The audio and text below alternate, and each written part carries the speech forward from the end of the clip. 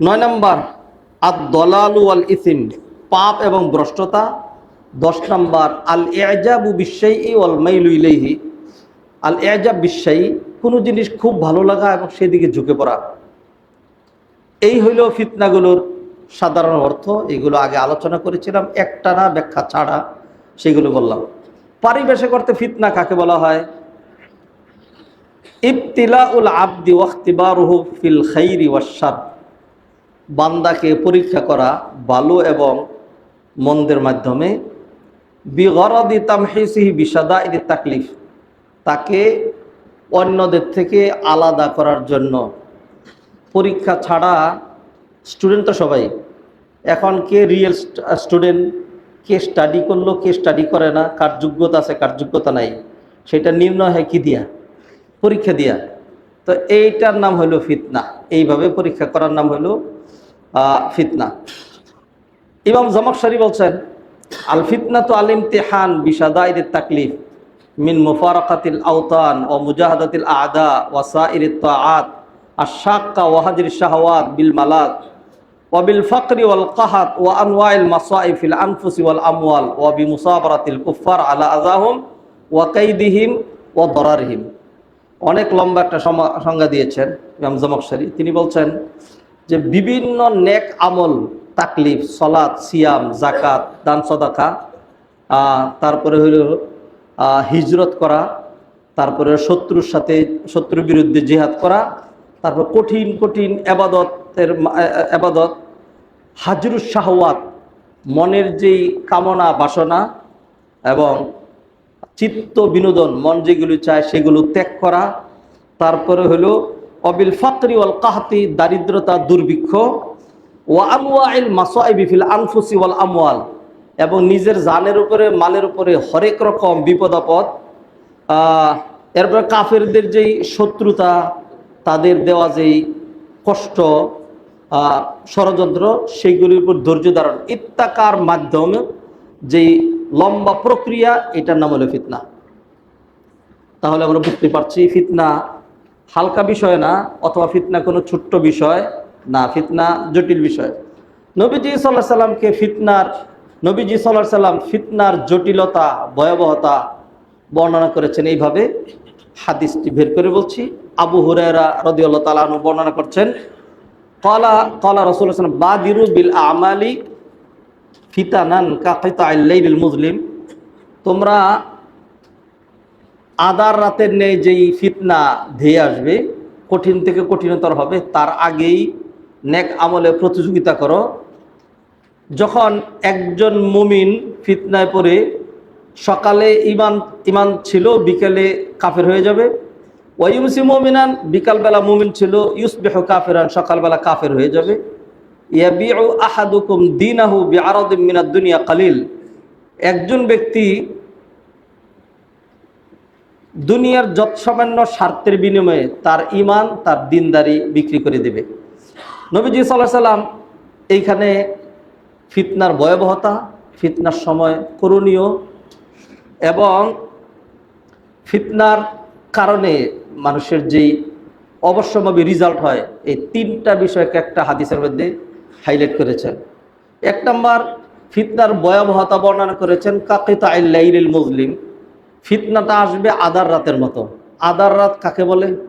যদি প্রচণ্ড আধার রাত্র হয়, তাহলে সেখানে আপনি মানে নিরাপত্তার সাথে যাওয়ার জন্য পা দিয়ে রেখেছেন, হঠাৎ করেই ড্রেনের মধ্যে পা পড়ে আপনার পাটা ভেঙে যেতে পারে, হোঁচট খেয়ে পড়ে যেতে পারেন। অথবা মনে করেছেন একটা লাঠি অথবা একটা লাকড়ি, এটা বাড়িতে নিয়ে গেলে আপনার লাকড়ি হবে, কাষ্ট হবে। এটা যখন হাত দিছেন তখন দেখেন যে এটা নড়াচড়া করে ফুস করে আপনাকে মেরে দিয়েছে। কারণ আধার রাতের কারণে কোনটা সর্প আর কোনটা লাঠি, কোনটা লাকড়ি, এটা আপনি দেখতে পান নাই। তাহলে ফিতনাটা এরকম যে একজন মানুষকে একেবারে তার দৃষ্টিশক্তি থাকা সত্ত্বেও মানে এমন ভয়াবহ পরিস্থিতি হয়ে যায়, যেটা সে তার সম্বল মনে করে, সেটা তার জন্য ধ্বংস হয়ে দাঁড়ায়। ফিতনাটা এমন হবে যে মানুষ তখন মনে করবে যে আমি এটা খুব ভালো মনে হয়ে আছি, অথচ এটা তাকে জাহান্নামের দিকে নিয়ে যাবে। সে মনে করবে এটা হয়তো কল্যাণ, অথচ এটা তার জন্য ধ্বংস, কারণ সে বুঝে সারতে পারছে না। আদার রাতের সাথে তুলনা দিয়েছেন নবীজি সাল্লাল্লাহু আলাইহি সাল্লাম। সেটা হলো দুনিয়াতে যদি আমরা বাহ্যিকভাবে আলো দেখতে পাচ্ছি, আমার চোখ দেখতে পাচ্ছি, টাকা দেখতে পাচ্ছি, বাড়ি দেখতে পাচ্ছি, গাড়ি দেখতে পাচ্ছি, তারপর ক্ষমতা দেখতে পাচ্ছি, তারপরে হলো উন্নতি, অগ্রগতি, পুষ্ট ইত্যাদি দেখতে পাচ্ছি, কিন্তু দেখা যাচ্ছে বিষয়গুলো এরকম যে সাথে হারাম, তারপরে হলো সুদ, ঘুষ, জুলুম, অন্যায়, তারপরে হলো পাপাচার, জিনা, ব্যভিচার, অ্যাডাল্টারি ইত্যাকার এত খারাপ জড়িত। আমি লোভের কারণে, পাপের কারণে, অথবা দলের কারণে, অথবা সমাজের কারণে, অথবা সোসাইটির কারণে, অথবা আমার ইমানের দুর্বলতার কারণে বুঝে সারতে পারলাম না, আগাইলাম একটা পর্যায়ে গিয়ে দেখি আর পিছানোর কোনো উপায় নেই। নবী মুহাম্মদ রাসূলুল্লাহ সাল্লাল্লাহু আলাইহি সাল্লাম একটা হাদিসে ইরশাদ করছেন, হুজিবাতিল জান্নাতু বিল মাকারিহ ওয়া হুজিবাতিন নারু বিশ-শাহাওয়াত। জান্নাতটাকে বেষ্টনী দেওয়া হয়েছে অপছন্দনীয় জিনিস দিয়ে। জান্নাতটাকে বেষ্টনী দেওয়া হয়েছে অপছন্দনীয় জিনিস। ধরেন জান্নাতটা মাঝখানে রাখেন, চতুর্দিকে অনেকগুলো বেষ্টনী, ধরেন 5টা বেষ্টনীর নাম আমি বলি। একটা বেষ্টনীর নাম হলো সলাত, 5 বার রেগুলার উইথ পাক পবিত্রতা আপনাকে, তারপরে বিফোর সানরাইজ, তারপরে আফটার সানসেট, এরপরে বিফোর স্লিপিং, এরপরে হলো খাড়া রৌদ্রের সময়, প্রচণ্ড গরমের সময়, এরপর বিকালবেলা যখন কাজের ব্যতিব্যস্ত থাকে, 5 টাইমস প্রেয়ার রেগুলারলি এভরিডে। বাবা মারা গেলেও, ঈদের দিনেও না, এটা কোয়াইট ইম্পসিবল, এটা আমার পক্ষে সম্ভব না, এটা মনে চায় না। এইটা হলো মাকারে, এটা অপছন্দনীয় জিনিস, এটা একটা বেষ্টনী। তো যারা এই বেষ্টনীটা ডিঙাইতে পারে তার আর বেষ্টনী থাকলো কয়টা? 4টা। আমি উদাহরণস্বরূপ 5টা বেষ্টনীর কথা বলেছি। এরপরে আসলো আপনার সামনে সিয়াম। সারা দিন 14 ঘন্টা, ইউরোপের প্রেক্ষাপটে 19 ঘন্টা রোজা রাখতে হবে। হায়া না, এটা আমার পক্ষে সম্ভব না। আমি কি গরিব নাকি? আমার কি খানা নাই নাকি? আরে কি করে, সকালবেলা নাস্তার আগে আমার বেড টি লাগে, তারপরে নাস্তার পরে লাগে, সারাদিন এটা সম্ভব না। এই বেষ্টনীটা যিনি ডিঙাতে পারলেন, তার সামনে বেষ্টনী থাকলো 3টা। ধরেন আরেকটা বেষ্টনীর নাম হলো আপনার 10 লক্ষ টাকা খরচ করে হজ করতে হবে। 10 লক্ষ টাকা হজ করার জন্য? না, দরকার নেই। ওইখানে গিয়ে কী করতে হবে? ত্যাগ তিতিক্ষা। আরে এত কিছু লাগবে না, 2-3 লাখ টাকা খরচ করি, কাছাকাছি আছে, কাছে অন্য কোনো দেশে যদি যাই, I get my enjoy also. তো সুতরাং আমি হজে যাচ্ছি না। তো এই বেষ্টনী যারা 10 লক্ষ টাকা খরচ করে কোনো রকম এনজয় ছাড়া, মানে বাহ্যিক এনজয়, মানুষ যেটাকে এনজয় মনে করে, সত্যিকার এনজয় তো একজন বান্দা যখন চোখের পানি ছাড়ে, একজন ইমানদার, এটা হলো তার আসল এনজয়। যখন আল্লাহকে সেজদা দেয়, এটা হলো তার আসল এনজয়। এই জন্য যারা নেককার, ঈদের দিন ভালো পোশাক পরে দৌড়াইয়া, বৃষ্টি পড়তেছে, কাপড় নষ্ট হয়ে যাচ্ছে, জোর যেটা মন চায় সেটা হোক, আমি আগে আল্লাহকে সেজদা দিয়ে আসি, সালাত পড়লে I got my mental pleasure. আর যারা খারাপ তারা কীরকম মানুষ, আল্লাহ এক একজনকে এক এক রকম দিয়েছেন। এই দেখেন না, এক রাত্র আগে হঠাৎ করে রাত 3টার সময় পু পু পু পু, এরপরে আরো মেসি আরো বিভিন্ন রকম করে পুরাটা উত্তরা, জানি না অন্য বাংলাদেশের কি অবস্থা, না ঘুমাইতে পারলাম, না শুয়ে থাকতে পারলাম, না জানালা খোলা রাখতে পারলাম। কি অবস্থা! সারা রাত্র জেগে থাকতে না ভাষার মিল আছে, না কালচারের মিল আছে, না ভূখণ্ডের মিল আছে, না রুচির মিল আছে, না কোনো দিক দিয়ে কোনো কিছুর মিল আছে। এরপরে এর জন্য এত টান, একজন বলতেছে আমার বাবা লাগে, আরেকজন বলতেছে আমার এই লাগে, আরেকজন জান দিয়ে দিল, আরেকজন আত্মহত্যা দিয়ে দিল। ওরে বাবা, কি ধরনের শান্তি! আউযু বিল্লাহি মিনাশ শাইতানির রাজিম, ইন্না লিল্লাহি ওয়া ইন্না ইলাইহি রাজিউন। এই লোকটাকেই যদি বলা হইতো যে কিচ্ছু লাগবে না, তুমি আসার পরে ঘুমায় যাবা, একদম পরিতৃপ্ত হয়ে উঠবা, এবং বিফোর সানরাইজ একটু উঠবা, এবং also beneficial for your health. এরপরে কি করবা দেখো, সব রুচিসম্মত, হাত মুখ অজু করবা, ধোবা, এইগুলির মাধ্যমে তোমার ব্যাকটেরিয়া দূর হবে। এরপরে তুমি সেজদা করবা, this is one kind of exercise also. না, এটা সম্ভব না। কিন্তু সারা রাত জেগে ওই খেলা দেখা আর রাস্তায় মিছিল করা কিভাবে সম্ভব হলো? আউযু বিল্লাহি মিনাশ শাইতানির রাজিম। যাই হোক, যেটা পারে আর কি। তো একদল যারা মক্কায় যায় 10 লক্ষ টাকা খরচ করে, মানে সে সত্যিকার ফিলিংস, আত্মতৃপ্তি, শান্তি, যেটা আরাফার ময়দানে কান্নাকাটি করলে যে শান্তিটা পাওয়া যায়, হ্যাঁ, মানুষের পাড়া খেয়ে পায়ের ছাল উঠে যাচ্ছে, এরপরে ঘুরে ঘুরে তোয়াফ করে যে শান্তিটা পাওয়া যায়, এইটার ব্যাখ্যা আলোচনা করে বোঝানো এটা কি সম্ভব? এটা তো আলোচনার বিষয় না, এটা তো এইভাবে জানার বিষয় না। যাই হোক, এটা যে পারল না তার ব্যারিকেড থেকে গেল, আর যিনি 10 লক্ষ টাকা খরচ করে কাজটা করতে পারলেন তিনি আরেকটা ব্যারিয়ার কি করলেন? অতিক্রম করলেন। আর থাকলো 2টা। প্রতি বছর যাকাত দিতে হবে, এত কষ্ট করে টাকা কামাই করি, সে সকালবেলা সুন্দরী বউ রেখা ঘুম ছাড়ে না, তারপরে গদিতে চলে আসছি, আইসা সেই রাত্র 12টা পর্যন্ত ফির। ব্যবসায়ীরা, অনেক ব্যবসায়ীরাই বাস্তবে কাদের চেয়ে বেশি কষ্ট করা লাগে? অনেক ব্যবসায়ীরা চাকরিজীবীর চাইতে বেশি কষ্ট করা লাগে। এত কষ্ট করে টাকা, এখন আমার 40 লক্ষ টাকা জমাইছে, 1 লাখ টাকা জাকাত দিয়ে দিতে হবে না, কোয়াইটি বসে বলে আমি পারবো না। তিনি দিলেন না, তার বেরিয়ে রয়ে গেল। যিনি দিলেন আরেকটা বেরিয়ার অতিক্রম করলেন। সৎ কাজের আদেশ, অন্যের নিষেধ, ধরেন এটা আরেকটা বেরিয়ার। আমি আরেকজনকে বলবো যে না তুমি এইভাবে চলতে পারবা না, হ্যাঁ, সে আমাকে বলবে যে আমি মধ্যযুগে কথাবার্তা বলেছি, আমি ব্যাকডেটেড, হ্যাঁ, আমি প্রান্তিক, আমি জঙ্গি, আমি ওই যে আরো কিছু শব্দ আছে, রেডিকাল, ইত্যাদি বলবে। না না না, আমার এগুলো বলা দরকার নাই।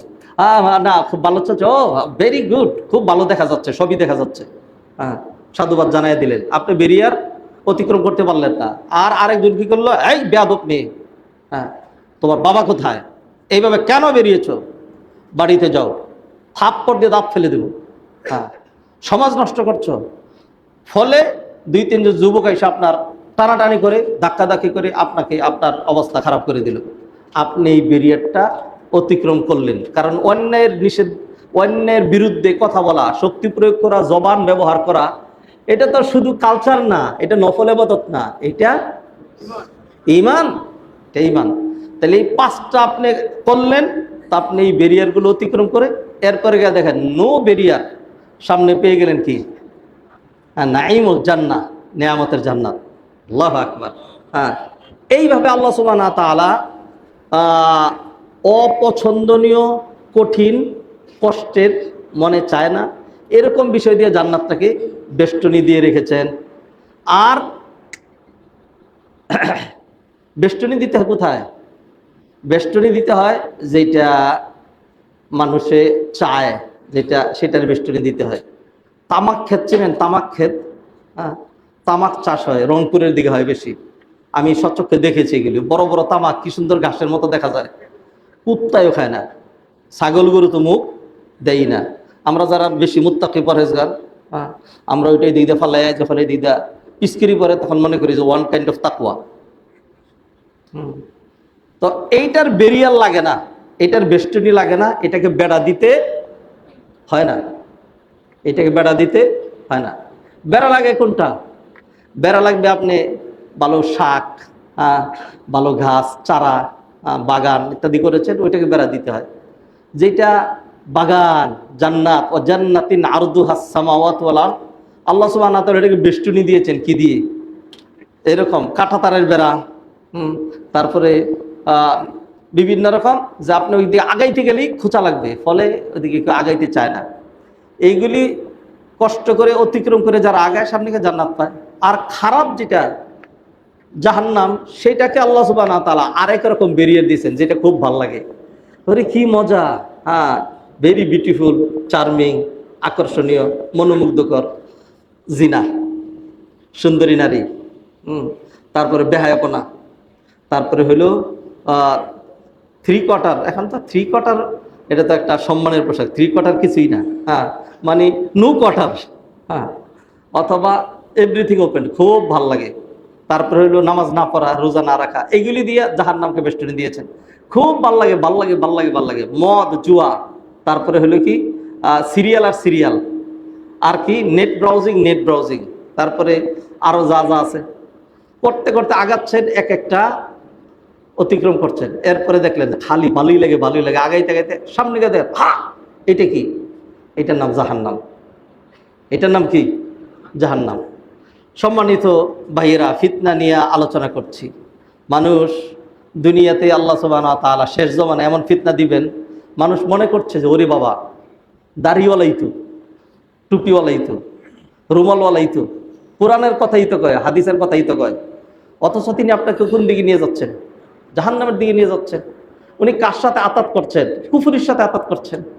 হ্যাঁ, কার সাথে আতাত করছেন? শিরিকের সাথে। কি কারণে? হাদিয়ার কারণে। হাদিয়া তো জায়েজ। হ্যাঁ, হাদিয়া এবং ঘুষ পার্থক্য যদি না বুঝেন তা আমি বলে দিই। আপনারা জেনারেল লোকজন যেটা নেন ওইটা হলো ঘুষ, আমরা হুজুরা যেটা নিই এটা হাদিয়া। সহজ সংজ্ঞা। আপনারা জেনারেল লোকজন যেটা নেন ওইটা হলো ঘুষ, ওইটা হারাম। আর আমরা হুজুররা যেটা নেই ওইটা হলো হাদিয়া, ওইটা কি জায়েজ। আরেকটা পার্থক্য আপনাকে বুঝাই দিই, সেটা হলো যে ধূমপান করেন যে আপনারা, এটা হারাম। আপনি তামাকটাকে পুরাইয়া ধোঁয়াটা খাইছেন, এটা হারাম। আর আমি যেহেতু রুমালওয়ালা, দাড়িওয়ালা, অতএব আমি যখন ওইটাকে জর্দা আকারে চাবাইয়া ওইটাই খেয়ে ফেলছি, আমার জন্য হালাল। কারণ কি? আমি হুজুর। এগুলো পার্থক্য বুঝবেন। হ্যাঁ, এগুলো আপনাকে বোঝা লাগবে। সম্মানিত ভাই বোনেরা, ফিতনা বলছে, এগুলিকে ফিতনা বলা হয়। রাতের আধারে মনে করেছেন কাঠ লাকড়ি ধরেছেন, এটাকে আরবিতে বলে হাতিবুল লাইল। আল মিক্সার কাহাতিবুল লাইল। হ্যাঁ, হাতিবুল লাইল, রাতের বেলা যে নাকি কাষ্ঠ টুকায় তার মতো। আল্লাহ আমাকে আপনাকে মাফ করেন।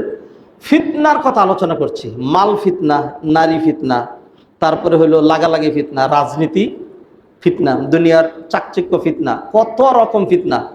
লেটেস্ট লাস্ট যে ফিতনাটা কে বলতে পারবেন? একজনও পারবেন না। আপনি হয়তো জানেন কিন্তু এভাবে বলতে পারছেন না। আমি এটা লাস্ট রাত্রে নোট করেছি। লাস্ট যে ফিতনাটা, এটা হলো ফিতনাতু এআই। এআই এর ফিতনা, এআই এর ফিতনা। আপনি যদি দেখেন যে উত্তরা কেন্দ্রীয় মসজিদের খতিব সাহেব ভালো মনে করেছিলাম, হ্যাঁ, এরপরে যদি দেখেন যেন তেন যে কোনো ভাবে দেখেন, হ্যাঁ, এরপরে যায়, হ্যাঁ, এই যে ধরা খাইছে রে। কোনো অস্বাভাবিক না। যে কোনো ব্যক্তিকে যে কোনো কিছু এমন ভাবে করে দিবে, বিশেষ করে যারা যে প্রবীণ শ্রেণীর, যারা বয়স্ক মানুষ, আমার বয়স অথবা আমার চেয়ে বেশি বয়সের, এরা তো সবাই হ্যাঁ কথা কইতেছে, উনার কণ্ঠে কথা বলতেছে। আমার কণ্ঠে যদি আমি কথা বলি, আমার কণ্ঠে ডাইরেক্ট আমি বলছি, হাত ইশারা করতেছি, এরকম করতেছি, একদম সব ভিডিও, অন্যের কণ্ঠে নয়। আপনি বিশ্বাস না করে যাবেন কোথায়? আপনি যদি দেখেন আমি আমার কণ্ঠে একেবারে দ্রুত, হ্যাঁ, চাইনিজ ভাষায়, জাপানি ভাষায় সমানে কথা বলে যাচ্ছে, হাত ইশারা সহ। বলছে হুজুর সাংঘাতিক বেরিয়ে, এত চাইনা ভাষা শিখলো কেমনে? হ্যাঁ, অথচ কোনো কথাই আমার না। এটা কি দিয়ে বানাচ্ছে? এআই দিয়ে বানায় দিচ্ছে। একেবারে মোটেই অস্বাভাবিক না। হ্যাঁ, যে কোনো কিছু সম্ভব। তাহলে ফিতনা নয় তো কি? ফলে কোনটা হক কোনটা না হক? হ্যাঁ, কত জনের বিরুদ্ধে কত কিছু চাপিয়ে দেওয়া হচ্ছে, কত জনের জন্য কত কিছু সাব্যস্ত করা হচ্ছে। যারা দোষী তারা নির্দোষ, আর যারা নির্দোষ, আপনি বললেন ভালো কথা হয়ে গেল খারাপ, আর বললো খারাপ কথা হয়ে গেল ভালো। হইল চুর, খেয়ানত কারী, হ্যাঁ, সে হইল সমাজ সেবক, আর তার চরিত্র হইল ফুলের চেয়েও পবিত্র। আর কোনোদিনই রাষ্ট্রের একটা পয়সাও মারে নাই, তার বিরুদ্ধে কোনো কেসও নেই, কাবারিও নেই, সামাজিক কোনো দুর্নীতির কোনো কিছু নাই। তবু এই সমাজের জন্য আপনার সবচেয়ে বড় বার্ডেন। আপনার চাইতে খারাপ, আপনার চাইতে চরিত্রহীন আর কিছুই নাই। কারণ you have white dress, you have long beard. অতএব খারাপ হওয়ার জন্য এটি যথেষ্ট যে আপনি মসজিদে যান, মুখে দাঁড়িয়ে রেখেছেন, নামাজ পড়েন। অতএব চুরি চামারি খেয়ানত না করলে আপনি খারাপ। এইগুলির নাম ফিতনা। আই এম ডিসকাসিং অ্যাবাউট ফিতনা। জানি না ফিতনাকে কিভাবে বুঝাইতে হবে। যদি ফিতনা পুরোপুরি বুঝাই ফেলতে পারতাম তাহলে তার এটাকে ফিতনা বলাই হইতো না। আপনি যদি পুরোপুরি ফিতনা রিয়েলাইজ করতে পারতেন তাহলে ফিতনা নিয়ে আলোচনা করা দরকার হতো না। অতএব ফিতনা হলো এরকম একটা বিষয়, ইলতিবাসুল হক বিল বাতিল। হক বাতিল এমন ভাবে পেছ লেগে যাওয়া যে বাতিলটাকেই মানুষ হক মনে করছে আর হকটাকেই মানুষ বাতিল মনে করছে। হাদিরের মজলিস, এটা সেই জমানা, এটা সেই জমানা। নবুয়তের কত বছর পর? 1500 বছর পর। নবীজি সাল্লাল্লাহু আলাইহি সাল্লামের যেই জমানাটায় নবীজি আগমন করেছিলেন, ওই জমানাটাকে আপনাকে বলেন আইয়ামে জাহেলিয়াত। আইয়ামে জাহেলিয়াত কয় বছর? 570 বছর। এর বেশি তো না। এর আগে কি ছিল? কুল্লামা হালাকা নবিয়ুন যা নবিয়ুন আখার, একজন নবী চলে গেছেন, সাথে সাথে ওই জায়গায় আরেকজন নবী চলে আসতেন। আল্লাহর পক্ষ থেকে ওয়াজ গাইডেড বাই ওয়াহি, তিনি মানুষকে সাবধান করতেন, ফলে এইভাবে মানুষ চলতো। ঈসা আলাইহিস সালাতু ওয়াস সালাম, তিনি ছিলেন বনী ইসরাইলের সর্বশেষ নবী, তিনি চলে গেলেন। এরপরে 100, 200, 300 বছর পর ধরেন আলো নিভতে নিভতে নবুয়তের জমানা থেকে দূরে যেতে যেতে অন্ধকার বাড়তে বাড়তে নবীজি সাল্লাল্লাহু আলাইহি সাল্লাম যেই জমানায় আগমন করলেন, এর আগের যেই জমানাটা 100 বছর ধরে, 100 বছর ব্যাপী, এইটাকে বলা হয় আইয়ামুল জাহিলিয়্যাহ। আর নবী মুহাম্মদ রাসূলুল্লাহ সাল্লাল্লাহু আলাইহি সাল্লাম চলে গিয়েছেন। আল্লাহ সুবহানাহু ওয়া তাআলা এই কোরআনকে হেফাজতের দায়িত্ব নিয়েছেন। এই ধর্ম কিয়ামত পর্যন্ত টিকবে। পৃথিবীর কোথাও যখন দিনদারি থাকবে না, তখন আল্লাহ সুবহানাহু ওয়া তাআলা এই দিনকে টিকায় রাখবেন মক্কা এবং মদিনায়। এইটা আল্লাহ সুবহানাহু ওয়া তাআলার ইচ্ছা। আপনি যদি এখানে প্রশ্ন করেন, আমার কাছে কোনো জবাব নাই। আপনার আমার কাছে খুব ভালো লাগতো এটা যদি মক্কা মদিনা না হয়ে যদি ইন্ডিয়া হইতে, দিলে ভালো লাগতো। সত্য কথা বলি, এইটা যদি মক্কা মদিনা না হয়ে ইন্ডিয়া হইতে, দিলে আপনার কাছে খুব ভালো লাগতো। কারণ ইন্ডিয়ার কথা বলতে রাজনীতি, যারা রাজনীতি করে, বসা রাজনীতি, ওদেরকে ভক্তি পূজা দিতে এদেরও ভালো লাগে, আমরা হুজুরদেরও ভালো লাগে। আর যখন মক্কা মদিনা কোরআন হাদিসের কথা বলা হয়, তাহলে সবারই তিতা লাগে। আল্লাহ মাফ করুক, ইসলাম থাকবে না। কিন্তু মক্কা মদিনায় শেষ পর্যন্ত আল্লাহ সুবহানাহু ওয়া তাআলা নবীজিকে মক্কায় পাঠাইলেন আর মদিনায় মৃত্যু দিলেন। কোরআন নাজিল করলেন দুইটা জায়গায়। কোরআনে আর তৃতীয় কোনো সূরা নাই। সূরাতুল বাকারা তাইফিয়া, সূরাতুল আলে ইমরান রিয়াদিয়া, অথবা সূরাতুন নিসা জিদ্দিয়া, অথবা সূরাতুল আরাফ দিহলিয়া, সূরাতু ইউনুস ইসলামাবাদিয়া। এরকম সূরাগুলো নাই। দুইটাই হয়তো মাক্কিয়া না হয় মাদানিয়া, এটা আল্লাহর ইচ্ছা। এখন এইখানে আমার আপনার খারাপ লাগে তো কি করবো, আসেন একটু কষ্টই করি। খারাপ লাগে খালি মাক্কিয়া মাদানিয়া কেন? সত্য কথা বলছে আমি। আল্লাহ মাকে ফিতনার কথা কেন বলি? কঠিন ফিতনা মালের টানা, কঠিন ফিতনা নারীর টানা, কঠিন ফিতনা রাজনীতির টানা, কঠিন ফিতনা আলেম ওলামাদেরটা। কঠিন ফিতনা হলো আলেম ওলামাদেরটা। আমি বলছি একটা, আরেকজন বলছেন আরেকটা, আপনি কোন দিকে যাবেন? ভাইয়েরা দেখবেন, আলেম আল্লাহ সুবহানাহু ওয়া তাআলা আলেম ওলামা শুধু আমাদের দেশেই দেন নাই, শুধু ইন্ডিয়া পাকিস্তানেই দেন নাই। আলেম ওলামা কি সৌদি আরবে নাই? আরব কান্ট্রিতে আলেম ওলামা নাই? ওইখানকার কোন আলেম ওলামারা আমরা যাদের কাছে পড়ছি, আমি তো সেখানে পড়েছি আলহামদুলিল্লাহ, দেশেও পড়েছি সেখানেও পড়েছি, কোনোদিনই ওই যে আমি যেই হুজুরের কাছে পড়ছি তিনি তার হুজুরের গুণকীর্ত করেন না, তার পীরসাব তো নাই, এইগুলোর উমুক বলছেন এটা উমুক, এটা না, এইগুলি নাই। এইগুলো গুণকীর্তন না। তারা ডাইরেক্ট চলে যান কোথায়? সাহাবায়ে কেরাম এটা বলেছেন, তাবেঈনরা এটা বলেছেন, আগের সে অতীত আগের, বহু আগের, 700-800 বছর আগের আরো জাদ্রে আলেম যারা ছিলেন, শাইখুল ইসলাম ইবনে তাইমিয়া, ইবনুল কাইয়িম আল জাওজি, ইমাম আহমদ ইবনে হাম্বল, ইমাম আবু হানিফা, ইমাম মালিক, ইমাম আউজাঈ, ইমাম সাউরি, ইমাম জুহরি, এদের কথা, আল এলেমের ভান্ডার, তাদের কথা। আর আমরা নবীর কথা কইলে, সাহাবীর কথা কইলে, আগের কথা কইলে ভাল লাগে না, আমাদের কাছে ভাল লাগে খালি যদি বলি যে আমি আমার হুজুর বলেছেন এটা, আমার পীর বাবা বলেছেন এটা, আমার আপনার কাছে খুব ভাল লাগে। দাদা হুজুরের কথা আরো বিভিন্ন রকম আছে। আল্লাহ সুবহানাহু ওয়া তাআলা আমাদেরকে বুঝার তৌফিক এনায়েত করেন। হাদিরিন মজলিস, এক একজন এক একটা বলছে, করবেনটা কি আপনি? তা আপনি দেখেন, আপনাকে তো আল্লাহ সুবহানাহু ওয়া তাআলা ন্যূনতম আকল বিবেক দিয়েছেন। আপনি তো এই যে ভূমি জরিপ, ভূমি মাপা মাপি, এগুলি কিছুই বুঝেন না। তারপরেও 2-3 জনকে মাপাইয়া এরপরে নিজের জায়গাটা কিন্তু ঠিকই নির্ভেজাল জায়গাটা আসলে টাকা দিয়ে হলে সেটা বুঝে নিচ্ছেন। মাছ ব্যবসা করেন নাই, মাছটা এতে করেন নাই, বাজারে গিয়ে তারপরে বলেন যে কান্তাটা উল্টাও দেখি, ওইটা ধরে দেখি, এই নরম করে দেখি, বিভিন্ন করে সে ঠিকই ভালো মাছটা কিনে আনেন। আর দিনের ক্ষেত্রে এসে বলেন না আমি কিছুই বুঝি না। এত এরকম কিছুই বুঝেন না, কোনটা হক কোনটা না হক, কাটটা হক কাটটা না হক, এতটুকু বুঝার এলেম তো আপনার জন্য কি ছিল? ফরজ। তলাবুল ইলমি ফারিদাতুন আলা কুল্লি মুসলিম। অতএব কেউ যদি এইটা বলে, ক্বালাল্লাহু তাআলা, আল্লাহ সুবহানাহু ওয়া তাআলা বলেছেন, ওয়া ক্বালা রাসূলুল্লাহি সাল্লাল্লাহু আলাইহি সাল্লাম, ক্বালা আবু বকর, ক্বালা উমর, ক্বালা সাহাবা, ক্বালা তাবিউন, ক্বালা আতবাউ তাবিঈন, ক্বালা আইম্মাতুল আল মুহাদ্দিসিন, আইম্মাতুল উম্মাহ আইম্মাতুল সালেহীন যারা, তারা বলেছেন এরকম যদি কেউ বলে তাহলে আপনি বুঝছেন যে না এই বেটা তার নিজস্ব কোন দলের দিকে অথবা কারো দিকে ডাকছেন। আর যখনই দেখবেন যে কোরআনের কথা না, হাদিসের কথা না, সাহাবীদের কথা না, অন্যদের কথা, তাহলে আপনি কিন্তু কম্পেয়ার করে নিয়েন কারটা বেশি বিশুদ্ধ হওয়ার সম্ভাবনা আছে। হাদারনা মজলিস, আসুন বলছিলাম নবীজি সাল্লাল্লাহু আলাইহি ওয়াসাল্লাম এই হাদিসের মধ্যে ফিতনার 3টা দিক উল্লেখ করলেন। একটা দিক ফিতনার ভয়াবহতা, তো সেই ভয়াবহতা একটু ইন্ডিকেট করলাম, এরপরে ধারাবাহিক এক একটা ধরে মালের ফিতনা, তারপরে ইন্টারনেটের ফিতনা, তারপরে হলো নারীর ফিতনা, তারপরে ক্ষমতার ফিতনা, তারপরে রাজনীতির ফিতনা, তারপরে আলেম ওলামাদের ফিতনা, প্রসঙ্গক্রমে আরো 2-4টা কথা বলেছি। মানে হলো বিষয়টা এরকম যে এমন ঘুমুট বাঁধা, এমন অন্ধকার, এই যে একটা লম্বা পড়ে আছে, এটা কি লাঠি না সাপ আমি কিছুই বুঝতে পারছি না। ফলে গিয়ে এটাকে লাঠি অথবা কাঠ মনে করে যখন ধরেছি তখন এটাকে সুবল মেরে আমার শেষ করে দিয়েছে। আমি একটাকে মনে করেছি ফিতনার জমানা আছে না, এইটা ঠিক, এর পিছনে চলতে শুরু করেছি, পরে দেখি আমার ঠিকানা কোথায় হয়ে গেছে, জাহান্নামে হয়ে গেছে। এই দিয়ে আমি ফিতনার ভয়াবহতা উল্লেখ করেছি। ফিতনার ভয়াবহতা উল্লেখ করে আপনার আমি খালি হয়রান হইয়া খালি এইরকমই করতে থাকবো, আর একজন আরেকজনকে গালি দিতে থাকবো, একজন আরেকজন বিরুদ্ধাচরণ করতে দেবো, এইটা না। ফিতনার ভয়াবহতার দিকটা তখন বর্ণনা করলাম। তো নবীজি সাল্লাল্লাহু আলাইহি সাল্লাম খালি ভয়াবহতা, হায় ভয়ঙ্কর ভয়ঙ্কর, আগুন আগুন আগুন, খালি আপনি চিল্লাইতেই থাকলেন আর কিছুই করলেন না, তো এটার তো কোনো সমাধান হলো না। নবীজি সাল্লাল্লাহু আলাইহি সাল্লাম সমাধান দিয়েছেন। সমাধান হলো শুরুতে নবীজি বললেন বাদিরু বিল আমালি ফিতানান।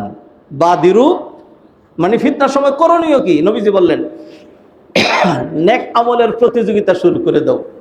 নেক আমলের প্রতিযোগিতা শুরু করে দাও। কখন প্রতিযোগিতা করব? যখন ফিতনায় পড়ে গেছি, হক না হক চিনতে পারছি না, তখন না। ফিতনা ছোট একটা, মাঝারি একটা, বড় আর একটা। আপনি এখন যেই কন্ডিশনে আছেন এই কন্ডিশনেই নেক আমল কি করা, বাড়ায় দাও। এটা ফিতনার জমানা। তাহলে আমি যদি 200 বছর আগে অনেক আমল করে রাখতাম তাহলে ভালো ছিল না? সাহাবীদের জমানায় আমি যদি অনেকগুলো আমল করে রাখতাম তাহলে অনেক ভালো হইতো না? আচ্ছা ভাই, এটা কেমনে সম্ভব বলেন দেখি? আল্লাহ আমাকে পাঠাইছেন এই জমানায়, তবে আগে করে রাখবো কেমনে?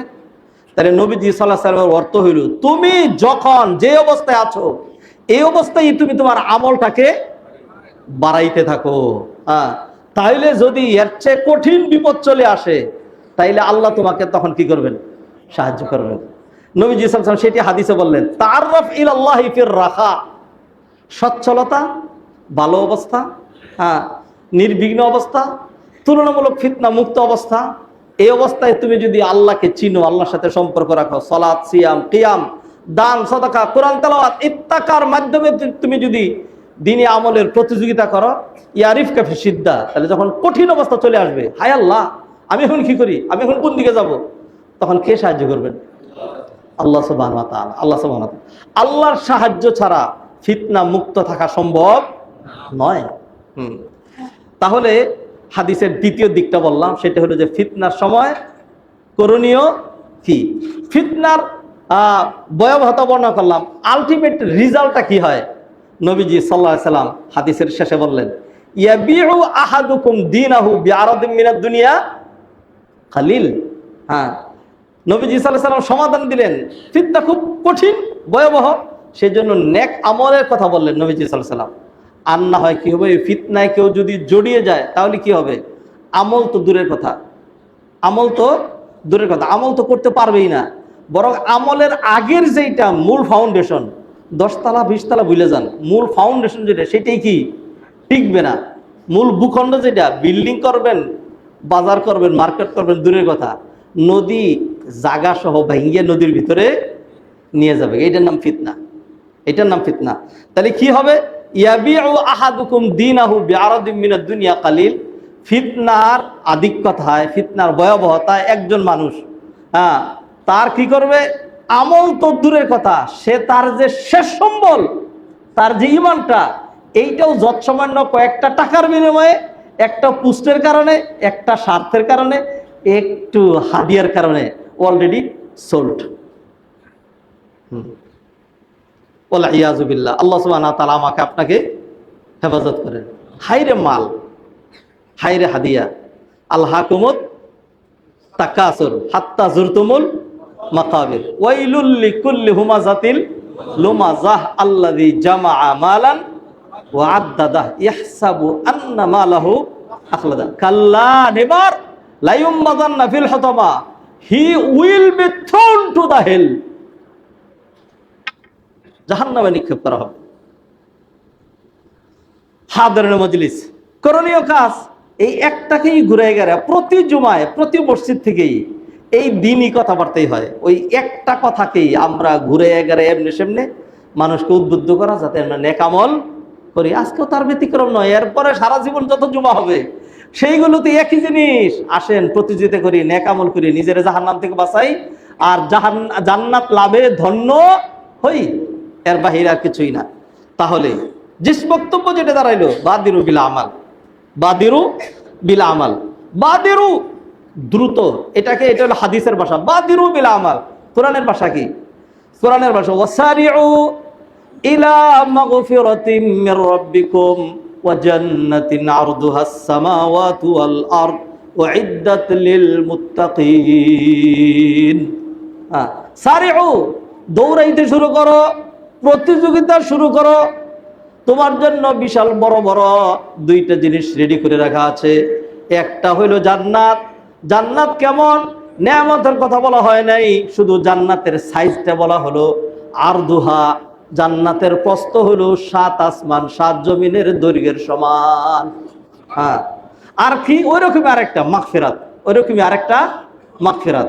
জান্নাতের সাথে মিলেয়া মাগফিরাত নিয়ে আসছেন।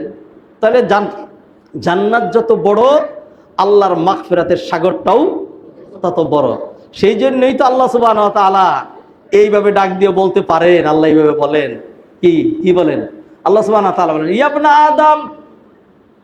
ইবনা আদম লাউ বালাগাত যুনুবুকা আনানাস সামাই সুম্মা আস্তাগফারতানি গফারতু লাকা ওয়ালা উবালি। ও আদমের বেটা, তোমার গুনাহ যদি জমিন থেকে উপরে উঠতে উঠতে পাহাড়, মেঘমালা, আরো সুরাইয়া, চন্দ্র, সূর্য, তারকা, নক্ষত্র, গ্রহরাজি, এরপরে সব ভেদ করে আকাশে গিয়ে টেক লাগে, কি পরিমাণ গুনাহ। Can you imagine the distance between earth and sky? এটা কল্পনার, কোনো মানুষের পক্ষে কল্পনাও করা সম্ভব না। আল্লাহ বলেন, এত গুনাহ যদি তুমি করো, এটা কারে বলছেন? আমারে, আপনারে, আমাদের প্রত্যেকের। এরপর আল্লাহ বলছেন, তুমি এরপরে খালি যদি বলো আস্তাগফিরুল্লাহ, আস্তাগফিরুল্লাহ, আস্তাগফিরুল্লাহ, আল্লাহ ক্ষমা চাই, আল্লাহ ক্ষমা চাই, সত্যি যদি আপনি যখন বলছেন আস্তাগফিরুল্লাহ, এই জবান যদি রিলেটেড হয় উইথ ইউর হার্ট, মানে মন থেকে যদি বলেন, তাইলে এটা বললে আল্লাহ সুবহানাহু ওয়া তাআলা আপনার যে এত গুনাহ, আল্লাহ এই কথাই কিন্তু বলছেন, সুম্মাস্তাগফারতানি, তওবার কথা বলেন নাই। তওবার কথা তো আরো আছে, অনেক শক্ত সেটা আরো। আমি বলছি এই হাদিসের মধ্যে কিসের কথা বলা হয় নাই? তওবার কথা বলা হয় নাই, খালি ইস্তেগফার। তওবা ইস্তেগফারের মধ্যে পার্থক্য কি? তওবা হয় উইথ হার্ট, আর ইস্তেগফার হয় উইথ টাং। ইস্তেগফার এবং তওবা একই জিনিস। ইস্তেগফার করলে সমস্ত গুনাহ মাফ হয়ে যায়, আর তওবা করলেও সমস্ত গুনাহ মাফ হয়ে যায়। আস্তাগফিরুল্লাহ ওয়া আতুবু ইলাইহি, আল্লাহর কাছে ইস্তেগফার করছি, আল্লাহর কাছে তওবা করছি। তাইলে আপনি এই যে দুইটা করলেন, দুইটার মধ্যে পার্থক্য কি? সহজ পার্থক্য। জীবনে যদি এই পার্থক্য না শুনে থাকেন, আমার থেকে নেন, একদম 100% অথেন্টিক। ইস্তেগফার হলো জবান দিয়া, ইস্তেগফার জবান দিয়া, আর তওবা অন্তর দিয়া। তওবা এরকম না যে এই যে আমি একটা তওবা দেখাই, তওবা তওবা তওবা তওবা, এইটার নাম তওবা না। মুখে চড়াইয়ার নাম, চড়ানোর নাম কি না? তওবা না। অথবা তওবা করতা হুঁ मैं, সারে গুনাহ হুঁসে, এই যে মুখ দিয়ে বলতেছেন যে জীবনের সকল গুনাহ থেকে আমি তওবা করতেছি, এটার নাম তওবা না, এটার নাম ইস্তেগফার। আপনি মুখ দিয়ে যেটা বলছেন সেটার নাম কি? ইস্তেগফার। ভাইয়েরা, তাই আল্লাহ সুবহানাহু ওয়া তাআলার মাগফিরাতের সাগরটা কত বড় কল্পনা করতে পারেন? আমার আপনার প্রত্যেকের গুনাহ যদি ধরেন, এরকম যদি ধরেন 1000 কোটি মানুষের এরকম গুনাহ হয়, আর 1000 কোটি মানুষ এতগুলো তওবা করে, তাহলে 1000 কোটি বার জমিন থেকে আকাশ পর্যন্ত যত গুনাহ, এই সবটুকুন যদি আল্লাহর মাগফিরাতের সাগরে নিক্ষেপ করা হয়, তাহলে আল্লাহর মাগফিরাতের সাগর টেরই পাবে না যে এখানে কতটুকুন পাপ করছে। যেমন I give you example, Dhaka শহরের বর্জ্য ড্রেনের পানি এটা বুড়িগঙ্গায় যায়। তাই সেই জন্য যখন নাকি বর্ষাকাল থাকে না, শুকনা সিজন, তখন এই বুড়িগঙ্গার পানিটা নষ্ট হয়ে যায়, ড্রেনের পানির চেয়েও খারাপ হয়ে যায়। আর যখন বর্ষা সিজনে প্রচুর পানি থাকে তখন আর সেই খারাপটা দেখা যায় না। তো ঢাকা শহরের এই এত বর্জ্য, ছোট্ট একটা বুড়িগঙ্গা নদী, সেখানে যাওয়ার কারণে পানি নষ্ট হয়ে যায়। এই সমস্ত পানিগুলো, বর্জ্যগুলো শুধু ঢাকার না, সারা বাংলাদেশের এই বর্জ্যগুলো যদি আপনি বঙ্গোপসাগর অথবা আটলান্টিক সাগরে দিয়ে দেন, তাহলে তো আটলান্টিকের পানিও খারাপ হয়ে যাবে। একদমই না, এটা আপনি বুঝছেন? একদমই না। সারা পৃথিবীর সকল মানুষের বর্জ্য যদি আটলান্টিকে ফালায় দেওয়া হয়, তবু আটলান্টিকের পানি কি হবে না? নষ্ট হবে না। তো আপনার পৃথিবীর মধ্যেই এই সাগরটা, সাগরের পানিটা, এগুলো আমাদের চাইতে অনেক বেশি বড়, অনেক বেশি ডিপ, অনেক বেশি ওয়াইড, বিদায় এটা নষ্ট হচ্ছে না। তাহলে আল্লাহ এই উদাহরণ জমিনই রাখলেন। তা আল্লাহর যে মাগফিরাতের সাগর, সেটা আটলান্টিক। আল্লাহর মাগফিরাতের সাগরের উদাহরণ বুঝেন না? ওয়াজান্নাতিন আরদুহাস সামাওয়াতু ওয়াল আরদ, 7 আসমান 7 জমিন। আপনার গোনা তো জমিন থেকে আকাশ পর্যন্ত মাত্র এইটুকুন, আর 7 আসমান 7 জমিনের দৈর্ঘ্য একসাথে দিলে প্রস্থ দাঁড়ায়, তাইলে দৈর্ঘ্য তো আরো বেশি। তাইলে প্রথম আকাশটা আপনার এইখান থেকে ধরেন, কথার কথা আমি বলি, ধরেন এই যে এই 7টা হইল প্রথম আকাশ, তাইলে এইখান থেকে মাপলেন 10 ফিট হইল, ঠিক না? 10 ফিট হইল। এইবার তাইলে 7 আকাশের দৈর্ঘ্য কিরকম? এবার এটা মাইপে যান, মাইপে এরকম ঘুরে আর নিচে এরকম করে ঘুরে আসেন। এরকম করে যখন এখানে আসলেন, হাই আল্লাহ, 200 স্কোয়ার ফিট হয়ে গেছে, 200 স্কোয়ার ফিট। এটা হলো প্রথমটাই।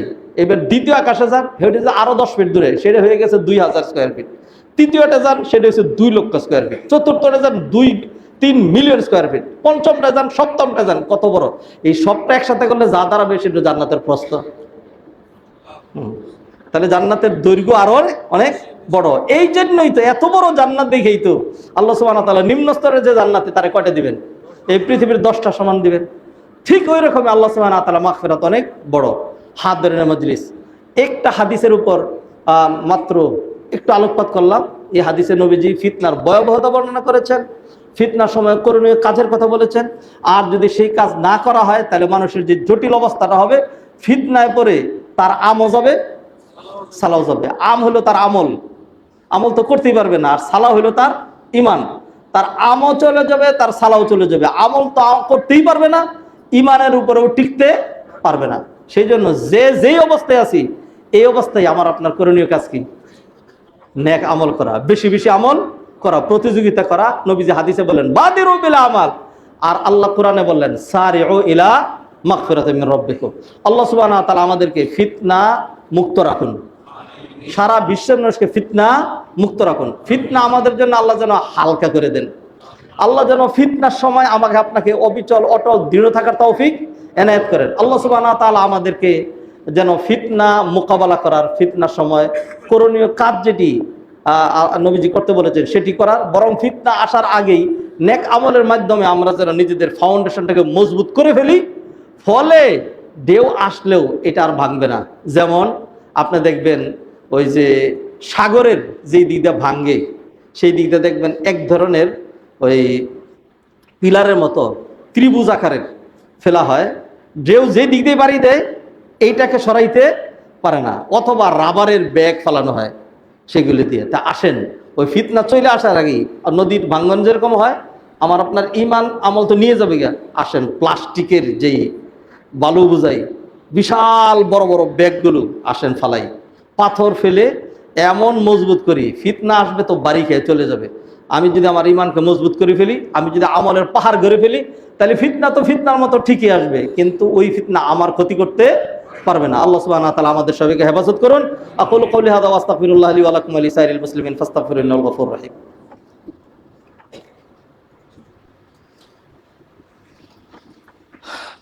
আলহামদুলিল্লাহি হামদান কাসীরা ওয়া সাব্বিহুহু বুকরাতান ওয়া আসীলা ওয়া উসাল্লি ওয়া উসাল্লিমু আলা সাইয়্যিদিল মুরসালিন ওয়া আলা আলিহি ওয়া আসহাবিহি আজমাইন ওয়া আলা মান সালাকা সাবিলাহুম ইলা ইয়াউমিনা ওয়া ইলা ইয়াউমিদ্দিন। আইয়ুহাল ইখওয়াতুল আফাদিল, লা শাক্কা আন্না আল্লাহ সুবহানাহু ওয়া তাআলা খালাকানা লিআজরিল ইবাদা। সম্মানিত ভাইয়েরা, আল্লাহ সুবহানাহু ওয়া তাআলা আমাদেরকে ইবাদত করার জন্য সৃষ্টি করেছেন। ছিলাম না, আমি যে মানুষ হয়েছি এটা আল্লাহর ইচ্ছায়।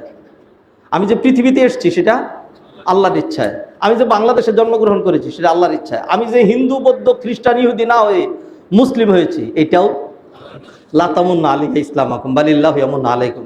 আল্লাহ সুবহানাহু ওয়া তাআলা যেহেতু আমাকে আপনাকে ঈমান দিয়েছেন, বোঝা গেছে আল্লাহ সুবহানাহু ওয়া তাআলা আমাকে পছন্দ করেছেন। 2 নম্বর, যারা ঈমানে অনুশীলন করে না, ঈমান যাদের কাছে খুব চুলকানি মনে হয়, আমরা তাদের মধ্যে না। আমাদের কাছে ঈমানি প্রক্রিয়া ভালো লাগে। জুমার নামাজে আসলে সময় দিলে আমাদের ভালো লাগে, রোজা রাখলে ভালো লাগে, দান সদকা করলে ভালো লাগে, নেক আমল করলে অন্তরটা খুশি হয়। পাপ তো আমরা করি না এরকম না, পাপ না করার জন্য আল্লাহ আমাদেরকে বানান নাই, কিন্তু পাপ করলে মনটা সংকুচিত হয়ে যায়, পাপ করলে খারাপ লাগে। হ্যাঁ, এইটাও আল্লাহর পক্ষ থেকে একটা দয়া। আপনি পরীক্ষা করে দেখবেন ঈমান আছে নাকি নেই। ইদা সাররাতকা হাসানাতুকা ওয়া সাআতকা সাইয়্যাতুকা ফাআনতা মুমিন। যদি ভালো কাজ হলে ভালো লাগে আর মন্দ কিছু হয়ে গেলে খারাপ লাগে, তাহলে বুঝতে হবে আপনার ঈমান এখনো আছে। আল্লাহ ইবাদত করার জন্যই, আমল করার জন্যই সৃষ্টি করেছেন। আসেন ইবাদত আমল করি। তবে এরকম মনে করেন না যে আল্লাহ কেন সৃষ্টি করলেন, এত ইবাদত দিলেন, আল্লাহর আপনার কি কি দিয়েছেন, আল্লাহ আপনার কাছে কি কি চাইছেন, কতটুকু ইবাদত আল্লাহ আপনাকে দিয়েছেন। আল্লাহ তো আপনার সবই দিয়েছেন। আল্লাহ আপনাকে যৌনতা দিয়েছেন পূরণ করার জন্য, ভালো ব্যবস্থা দেন নাই। আল্লাহ আপনাকে চোখ দিয়েছেন চিত্ত বিনোদনের জন্য, কল্প দিয়েছেন চিত্ত বিনোদনের জন্য, বৈধ ভালো কিছু দেন নাই। আল্লাহ আপনাকে পেট দিয়েছেন পেটটা ভরার জন্য, উপযোগী খাবার দাবার আল্লাহ দেন নাই। আল্লাহ সুবহানাহু ওয়া তাআলা আপনার শরীরটা ঢাকার জন্য দামি পোশাক দেন নাই। আপনার প্রয়োজন লাগবে, আপনার বিল্ডিং করা লাগবে, হ্যাঁ আপনার মার্কেট করা লাগবে, আল্লাহ সুবহানাহু ওয়া তাআলা আকাশ থেকে লোহা নাজিল করেন নাই। আমাদের শহরে যেন গোবর টুকাইতে না হয়, আর কাঠ দিয়া লাকড়ি দিয়া জ্বালায়া রং টং সব যেন নষ্ট না হয়, সেই জন্য আল্লাহ সুবহানাহু ওয়া তাআলা প্রাকৃতিক গ্যাস এলপিজি গ্যাস দিচ্ছেন নাকি দেন নাই? তাহলে আল্লাহ কি দেন নাই বলেন দেখি। আল্লাহ আপনার কাছে কতটুকু চাইছেন? যে ইবাদত আপনি করছেন এটার মধ্যে আল্লাহর কি কি লাভ? কিছুই লাভ না। আপনি ইবাদত গুলো করলে আপনি ধর্ম বাদ দেন, বাহ্যিকভাবে দেখেন, সলাতের মধ্যে, অজুর মধ্যে, উঠা বসার মধ্যে আপনার বেনিফিশিয়াল, আপনার হেলথের জন্য বেনিফিশিয়াল নাকি বেনিফিশিয়াল না? রোজা রাখলে এটা আপনার জন্য ভালো নাকি ভালো না? আল্লাহ সুবহানাহু ওয়া তাআলা প্রতিটা জিনিস এরকম করেছেন। জাকাত দিলে আপনার জন্য ভালো, হ্যাঁ এটা আবার কেমনে করেন? রোজা রাখা বুঝলাম, জাকাত দিলে কেমনে ভালো এটা বুঝেন না? আপনার যখন এত টাকা পয়সা মানুষকে দিচ্ছেন না, মানুষের আপনার প্রতি হিংসা হয়। একটা বার যেমন হইতে পারে, স্রোত আইসা আপনার আমও যাইতে পারে, সালাও যাইতে পারে, বিল্ডিং বাড়ি গাড়ি টাকা পয়সা সব যাইতে পারে। মানুষকে যখন দিলেন, মানুষ আপনার প্রতি বক্ত হয়ে যাবে, আপনার মাল সম্পদ তারা পাহারাদারি করবে। হ্যাঁ, আর আল্লাহ তো অন্য দিতে বাড়াইয়া দিবেনি। অতএব ধর্মীয় যে কর্মকাণ্ড ইবাদত আছে এর মধ্যে আমার আপনার জন্য কল্যাণই বেশি। আল্লাহ আমাদেরকে বুঝার তৌফিক এনায়েত করেন। সাল্লু আলা নবিয়িল মুস্তাফা ফাইনাল্লাহ সুবহানাহু ওয়া তাআলা আমারানা বিস সালাতি ওয়াত তাসলিমি আলা নবী সাল্লাল্লাহু আলাইহি ওয়া সাল্লাম ফাকাল ইন্নাল্লাহা ওয়া মালাইকাতুহু ইউসাল্লুনা আলান নবী ইয়া আইয়ুহাল্লাযীনা